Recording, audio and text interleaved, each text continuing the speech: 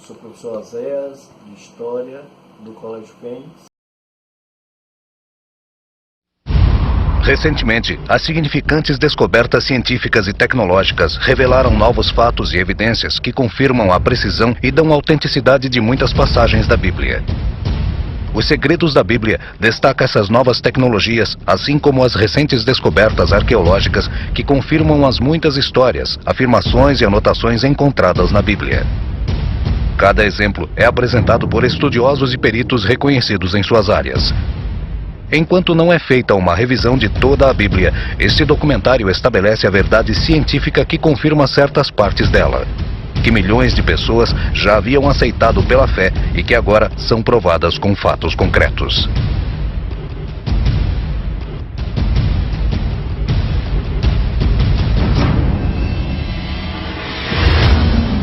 A Terra foi criada em um único momento? Pode Eva ter sido a mãe de toda a humanidade? E existe alguma prova científica de que o grande dilúvio de Noé realmente ocorreu? Você está prestes a descobrir quando revelarmos uma das mais espetaculares evidências já vistas. Jerusalém.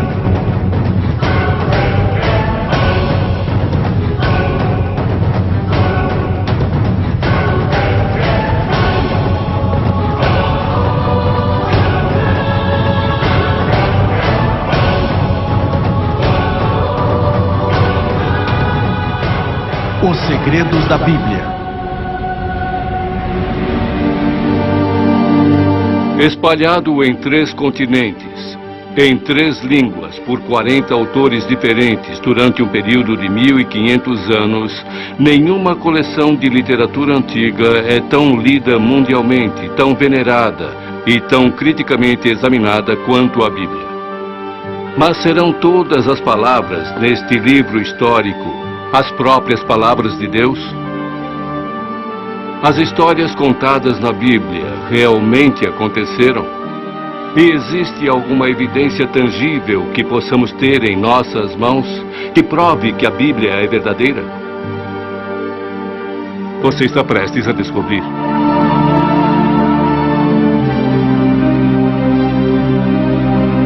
Nossa investigação começa com a mais famosa linha da história escrita. No início, Deus criou os céus e a terra.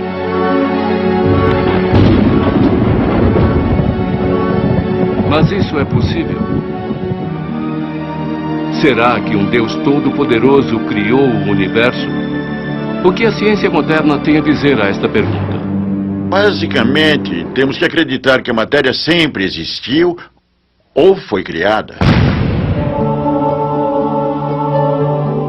Hoje, as evidências apoiam fortemente a teoria do Big Bang. Imagine por um momento tudo o que existe no vasto universo. Cada cordilheira, cada floresta, todo o corpo de água, todo o planeta distante. Tudo espremido em um pequeno ponto microscópico do começo de tudo.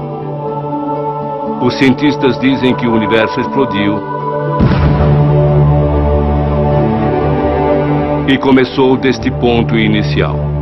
Enquanto o universo se expandiu, ele se esfriou. Qualquer coisa que se expande esfria, e neste momento o universo tem uma temperatura de 3 graus acima de zero. Nós detectamos esta radiação como radiação de micro-ondas. Observatórios do Polo Sul medem a distribuição das micro-ondas através do espaço e fornecem informações relativas às mais antigas condições do universo. Então o Big Bang não é uma ideia teórica, é algo que estamos observando e medindo. Então, a melhor evidência científica sugere que o universo começou confirmando as palavras do Gênesis. Existia evidências científicas convincentes de que esse conto bíblico de Adão e Eva é, na verdade, história. Pode cada ser humano do passado, presente e futuro traçar sua árvore genealógica de volta até um homem e uma mulher? E a comunidade científica se refere a este Adão genético que eles encontraram como o cromossomo Y Adão. E eles se referem à mitocôndria do DNA da mulher como Eva. E isto é relacionado na literatura científica como a hipótese do Jardim do Éden. Eles tiraram sequências mitocondriais de um número de diferentes grupos étnicos no mundo inteiro e determinaram que cada um deles descendeu de uma fêmea. Poderia esta fêmea ser Eva, a primeira mulher criada no livro de Gênesis? A evidência é convincente. Você também poderia voltar pelo cromossomo Y e traçar uma linhagem por ele até Adão. E a ideia é basicamente a mesma. Olhando para as diferenças da sequência do cromossomo Y, cientistas realmente pesquisaram isso. Na verdade, muitos deles pesquisaram isso e determinaram que nós todos provavelmente viemos de um indivíduo.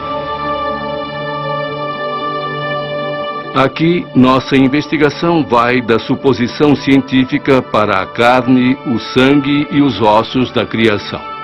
O que é interessante é que o ápice, o clímax dessa criação, a última coisa mencionada é criada. Depois que todo o resto está preparado para ele, vem Adão.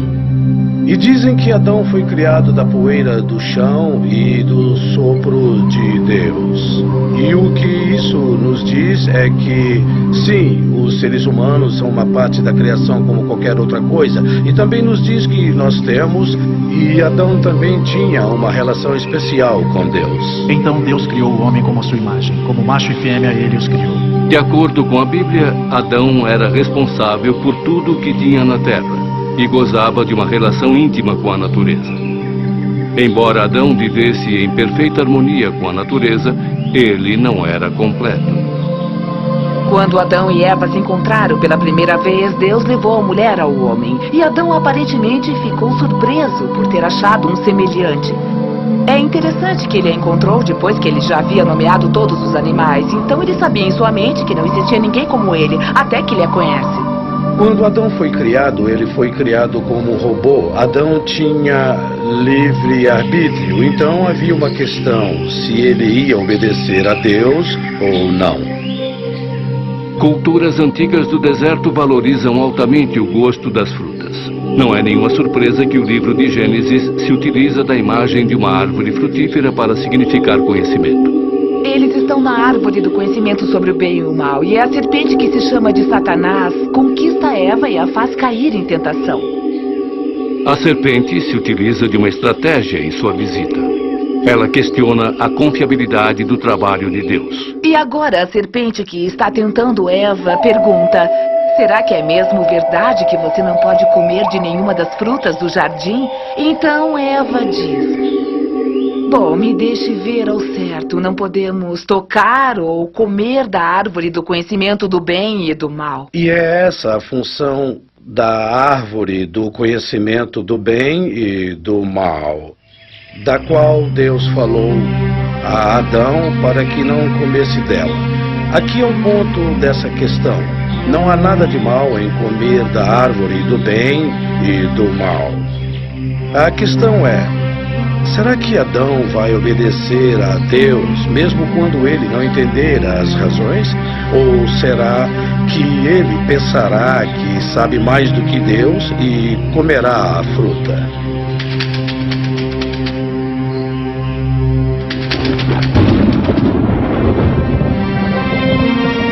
Como punição por sua desobediência, Deus exilou Adão e Eva do jardim.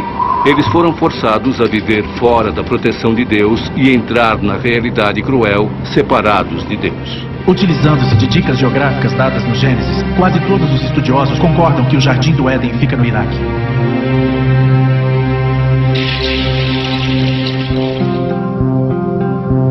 De acordo com o livro de Gênesis, a expulsão do paraíso inicia um tempo de maldade sem precedentes. Baderna e violência correm soltas pela terra. Irmão assassina irmão.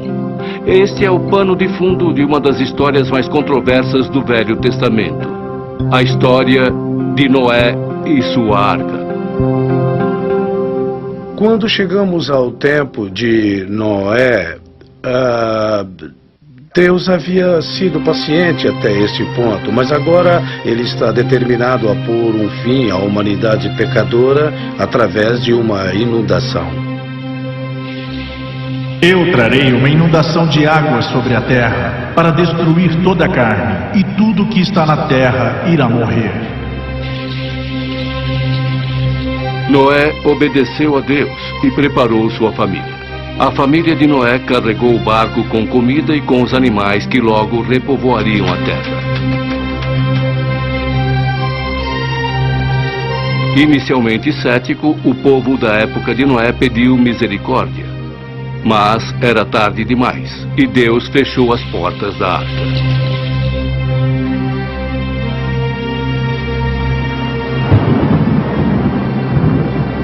O Velho Testamento usa um cúbito como unidade de medida, e um cúbito mede 66 centímetros, e quando fazemos a conversão sobre o que lemos no livro de Gênesis, nós vemos que a arca era muito grande. Comprimento da arca, 137, largura 45, altura 22. As conversões deixam o tamanho da arca com 137 metros de comprimento, 45 de largura e 22 de altura. Fotos de satélite do Monte Ararat, na Turquia.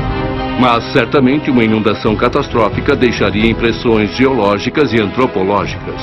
Então, para evidências sobre a inundação de Noé, o que realmente procuramos são evidências de processos catastróficos, processos de um cataclismo, operando em uma escala regional, talvez hemisférica ou até escala global.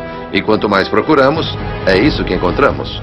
Uma coisa que podemos esperar são bilhões de coisas mortas, enterradas em camadas pedregosas sob a água por toda a Terra. E é exatamente o que encontramos em registros geológicos. Um registro de muitas coisas enterradas subitamente, incluindo animais muito grandes enterrados por inteiro.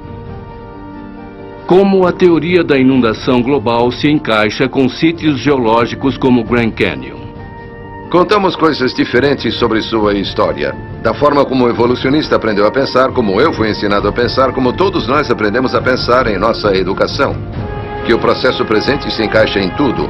Então você vê este canyon de 28 quilômetros e aqueles pequenos rios lá embaixo. E aquele rio está, suponho, fazendo alguma erosão. No ritmo atual, o rio levaria milhões e milhões de anos para cavar o Grand Canyon. Mas a criação pode ser uma ideia diferente. Ela propõe, parece para todo mundo, que um volume muito maior de água passou por aqui rapidamente, cavando este buraco. Esta seria a grande inundação da época de Noé. A interpretação dessas informações pode ser apoiada? Aliás, até meus colegas evolucionistas reconhecem hoje que o Rio Colorado nunca poderia cavar um cânion como este. A mecânica de erosão está toda errada. Simplesmente não cavaria um cânion como este. E eles também chegaram à conclusão de que um enorme volume de água correndo por aqui há muito tempo cavou este cânion rapidamente. Isso é consistente com os documentos bíblicos que relatam a grande inundação da época de Noé.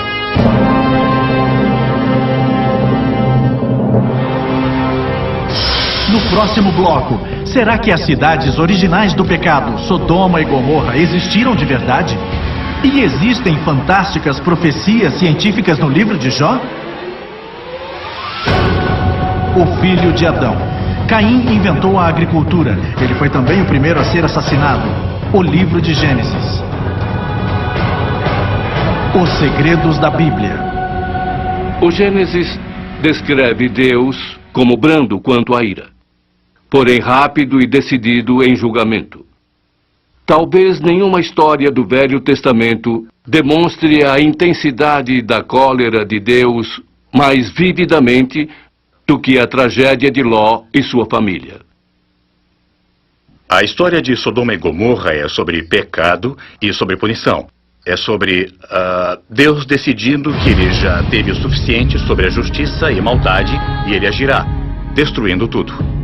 Após uma briga territorial com seu tio Abraão, Ló decidiu levar sua caravana para fora dos portões de Sodoma e Gomorra, um lugar conhecido por seus costumes terrivelmente pecaminosos. Por fim, Ló se dirigiu à cidade, mesmo Deus enviando mensagens de que Sodoma e Gomorra seriam devastadas por causa de seus pecados. Ló sofreu muito em Sodoma. Aqui estava ele entre todas essas pessoas que, como conta as histórias, eram muito más com os estrangeiros. Ele é um estrangeiro querendo se adaptar, mas sem obter sucesso. Podemos aprender com essa história. Então, quando os anjos vieram resgatá-lo, o resto da cidade o perseguiu. A família de Ló fugiu em pânico. Temos esta pequena informação de que a esposa de Ló decide olhar para trás, talvez em arrependimento ou pensando se realmente queria deixar aquele lugar, e ela se transforma num punhado de sal. A explicação mais óbvia para a destruição de Sodoma seria um evento sísmico. Um grande terremoto que liberou um monte de matéria. A Bíblia fala de muito fogo que acaba incendiando Sodoma. As evidências nesse sítio são de que os prédios estão queimados. Os arqueólogos acreditam que as ruínas de Sodoma e Gomorra descobertas a sudeste do Mar Morto estão sobre uma linha falha. As evidências sugerem que os prédios começaram a queimar pelos telhados. Os geólogos vão mais adiante. A pressão de um terremoto pode ter emitido betume e enxofre, substâncias presentes na área. A densa fumaça relatada por Abraão era compatível com o fogo de tal material.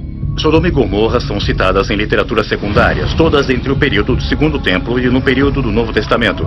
São mencionadas especificamente no Gênesis Apócrifo, um dos pergaminhos do Mar Morto.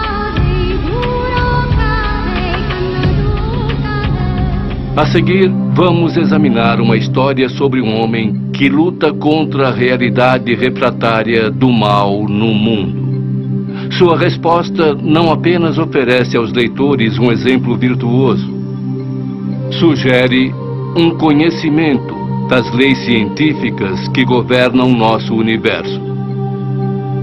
Falo de Jó, esse é o nome. Jó foi um homem que viveu há uns 3.500, 4.000 anos.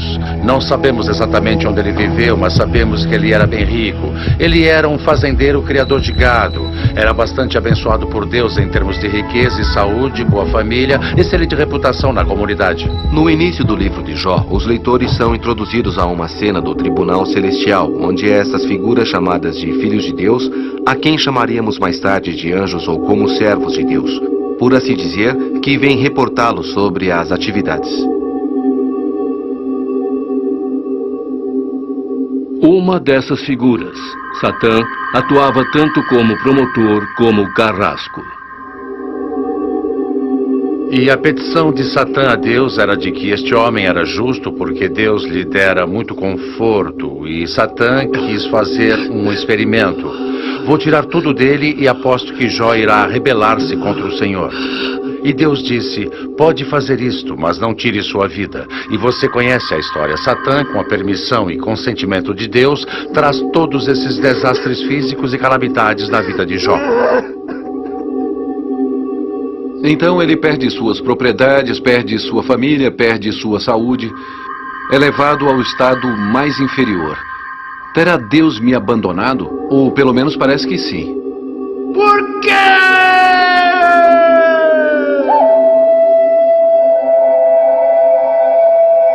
O livro de Jó presenteia os leitores com um antigo dilema ético. Por que coisas ruins acontecem a pessoas boas? Crentes em Deus podem passar por grandes sofrimentos, dificuldades e provações. Suas vidas podem ser destruídas. Isso não significa necessariamente que eles tenham feito alguma coisa de errado, ou que Deus os está julgando, trazendo provações ou dificuldades. Mas na verdade é a forma de Deus moldar o caráter das pessoas.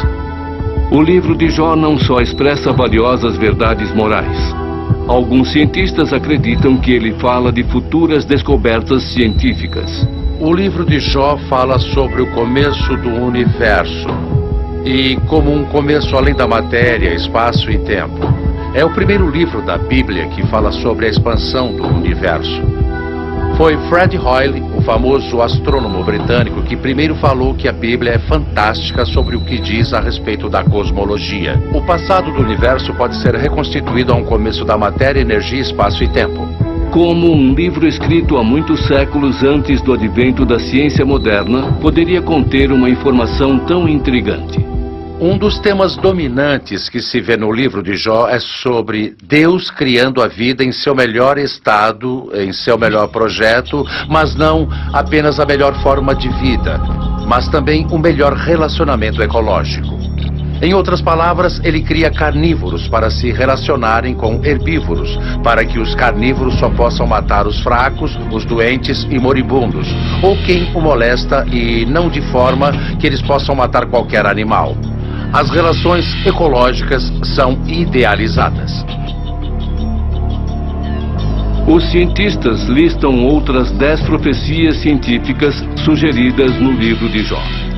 Elas cobrem assuntos nos campos da meteorologia, oceanografia, o estudo de animais pré-históricos e fósseis.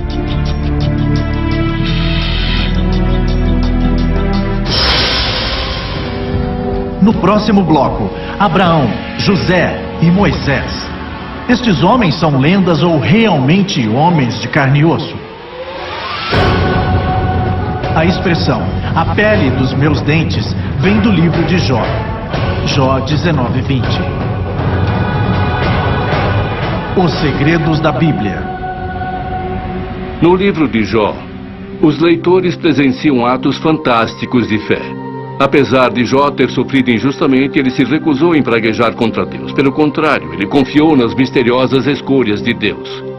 E falando de fé, nenhum homem do Velho Testamento demonstrou sua fé tão destemidamente quanto Abraão.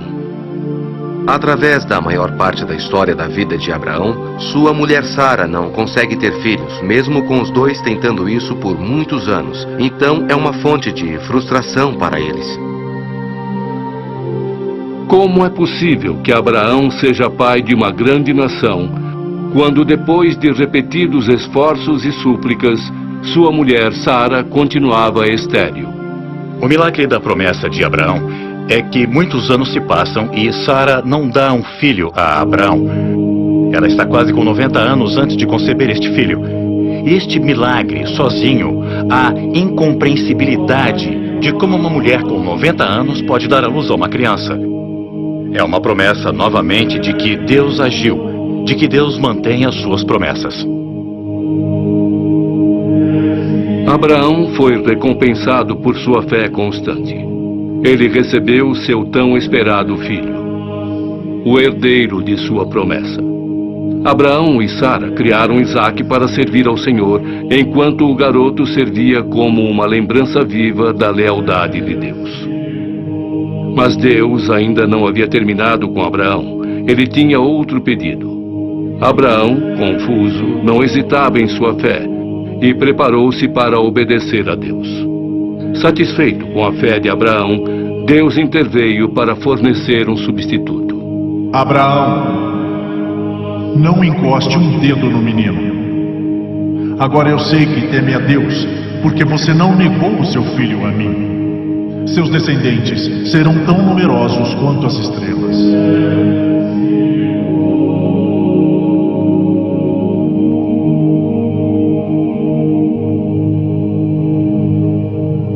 Os céticos negaram a existência da cidade de Abraão, Ur dos Caldeus, até que escavações do começo do século XX descobriram a torre de um templo na boca do Eufrates, na Mesopotâmia.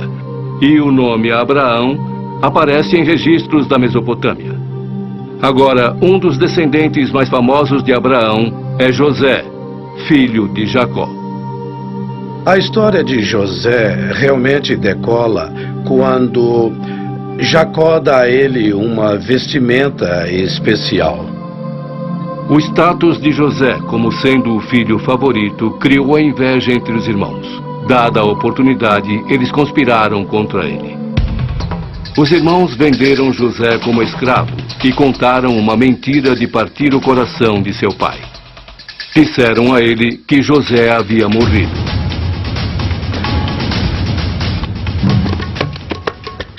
Chegando ao Egito, José foi vendido aos serviços de Potifar, um oficial do alto escalão do Egito.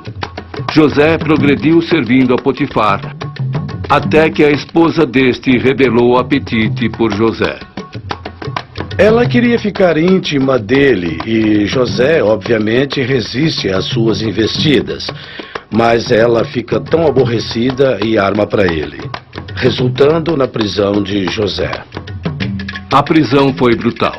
mas Deus permaneceu com José durante seu tempo no cativeiro. O faraó, perturbado com seus sonhos recorrentes, procurava um intérprete. Seu copeiro se lembrou de José e o trouxe diante do faraó. O faraó forneceu a José os detalhes de seus sonhos. Milagrosamente, José interpretou os sonhos como um alerta profético da chegada de um ciclo de fome. O faraó, com problemas em lembrar seus sonhos, precisava de um intérprete. Seu copeiro Mor se lembrou de José e o trouxe diante do faraó. Este forneceu a José os detalhes de seus sonhos. Milagrosamente, José interpretou os sonhos como um alerta profético da chegada de um ciclo de fome.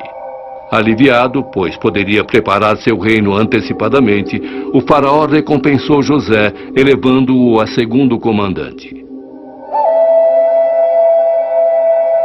Alguns críticos questionam a história de José, sustentando que um estrangeiro nunca alcançaria um posto tão alto na corte egípcia. Mas os mais antigos dizem outra coisa. Sabemos de pessoas de origem estrangeira adotando costumes egípcios, chegando ao topo da pirâmide da administração egípcia. A história de José é ainda mais fascinante por ele ser um hebreu vivendo em um mundo egípcio. Mas ao longo do tempo, muitas gerações egípcias se esqueceram dos bons trabalhos de José. Na verdade, o faraó se sentia ameaçado pela crescente presença dos estrangeiros hebreus. Em um ataque de paranoia, o faraó manda que as parteiras afoguem os filhos dos escravos hebreus nas águas lamacentas do rio Nilo. É a partir destas tristes circunstâncias que temos a história de Moisés, o visionário legislador. Amram e Jocabede, pais de Moisés, colocaram-no em uma arca num pequeno barco feito de junco no rio Nilo e deixando seu destino nas mãos de Deus. Deus foi muito gentil, pois foi a filha do faraó que resgatou o cesto do rio. Este é o significado de Moisés, retirado das águas. E depois ele se tornou um príncipe na casa do rei. Moisés foi educado e treinado na corte do faraó, onde cresceu com o rico conhecimento dos egípcios, matemática, filosofia, medicina e arquitetura. Embora Moisés tivesse sido criado na aristocracia, ele não podia negar sua origem hebreia. Os hebreus eram constantemente maltratados e culpados por causar problemas. Um dia, Moisés presenciou um momento que mudaria sua vida. Onde está o seu Deus? Ele merece morrer como um cachorro. Todo esse Cheio de indignação, Moisés executou sua vingança. Impressionado, Moisés escondeu o corpo e seu crime sob a quente areia do deserto. Moisés era um homem marcado, é claro, agora que ele havia matado este oficial. Então ele foi à península do Sinai. Após passar 40 anos no Sinai, escondido como um pastor, Moisés teve um encontro com o divino.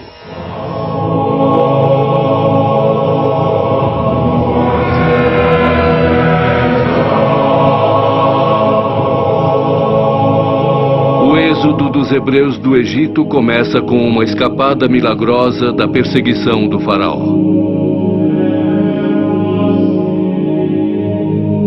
A fuga da escravidão para a terra prometida é marcada por desrespeito e desobediência a Deus.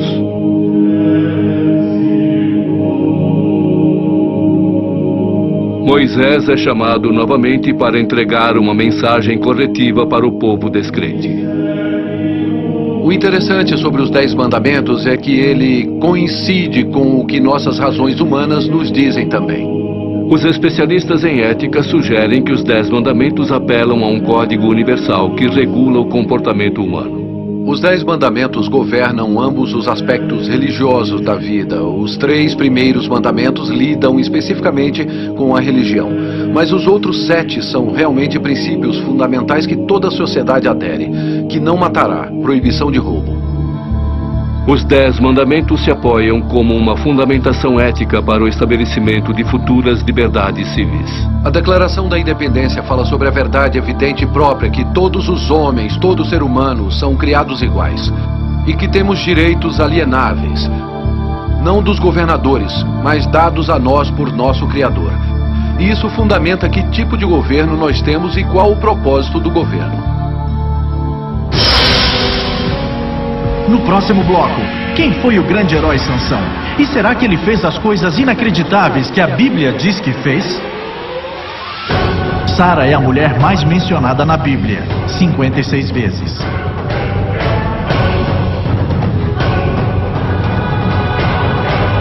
Os segredos da Bíblia.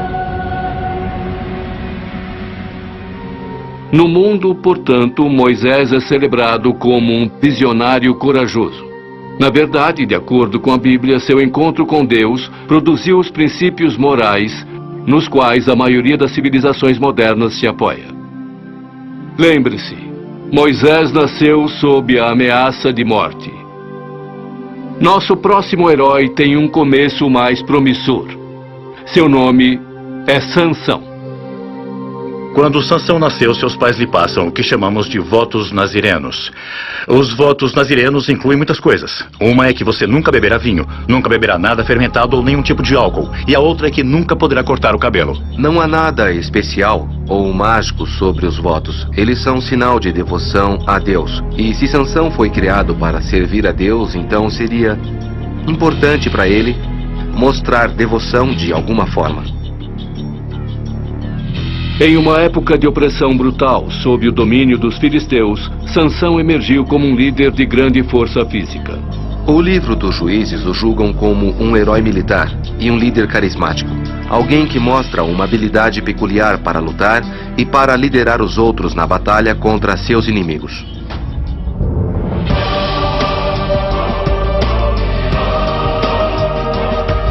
Sua força física rivalizava com sua fraqueza moral. Sansão tem um outro vício, e este vício é que ele ama as mulheres filisteias, o que era proibido na antiga Israel. Mas ele as ama, e a mulher que ele mais ama é Dalila. Os lordes filisteus percebem o quanto Sansão é devoto de Dalila. Eles a usam como uma espécie de espiã para descobrir o segredo de seu grande poder. Dalila foi pressionada a agir. Em várias ocasiões, Dalila pressiona Sansão a contá-la porque ele é tão forte. Sansão ansiava por Dalila. No início, ele mente. Ele não revela a verdade sobre seus votos de Nazaré e no final ele ainda chega a jogar limpo. Mas ele diz a ela que o segredo de seu poder está em seu cabelo. E que se seu cabelo for raspado, então ele ficará fraco, como qualquer homem. Ele passa essa informação para os líderes dos filisteus. Eles vão até ele quando está dormindo na casa dela. Sansão então perde sua força sobrenatural, sua força dada por Deus. E eles conseguem amarrá-lo e arrancam-lhe os olhos. Sansão consegue seu poder de volta rezando, demonstrando devoção a Deus, suplicando a Deus. Deus restaura seu poder. Sansão derruba o templo. E como diz a história, ele mata mais filisteus com sua morte do que ele havia matado antes na vida.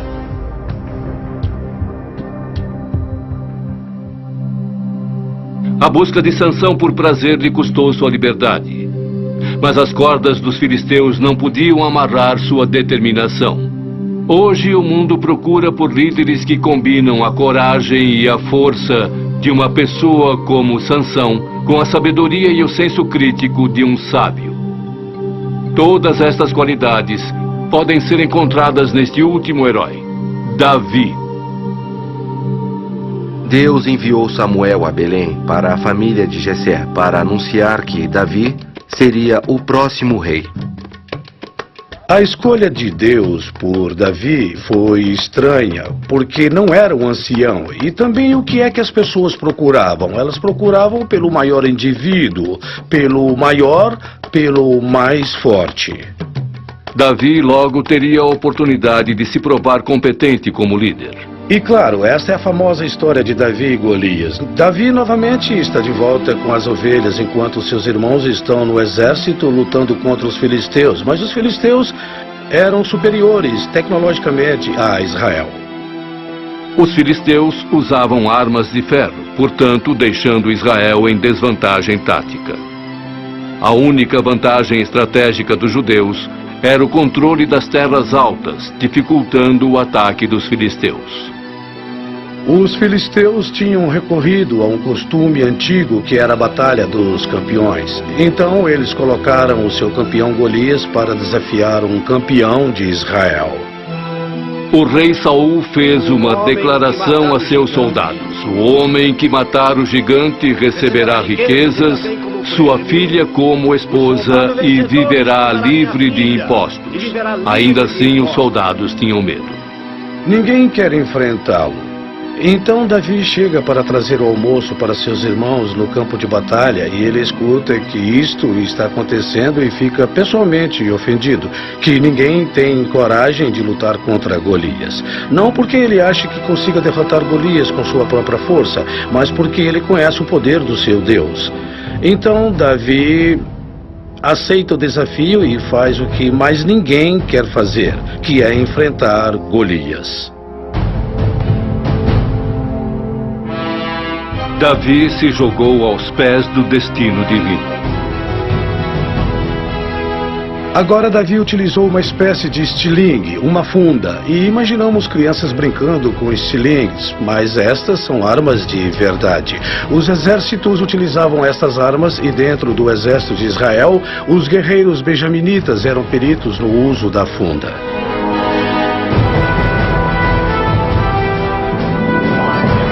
Na funda cabiam pedras do tamanho de bolas de beisebol. O talentoso músico pediu a Deus que o fortalecesse.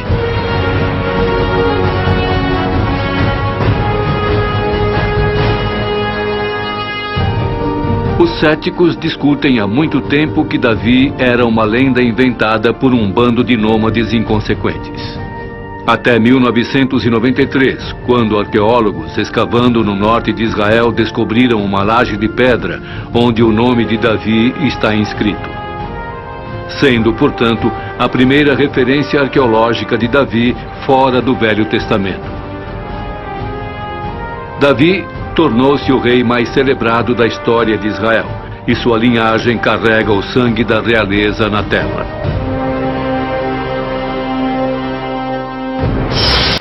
O primeiro livro da Bíblia, Gênesis, vem da palavra grega que significa início.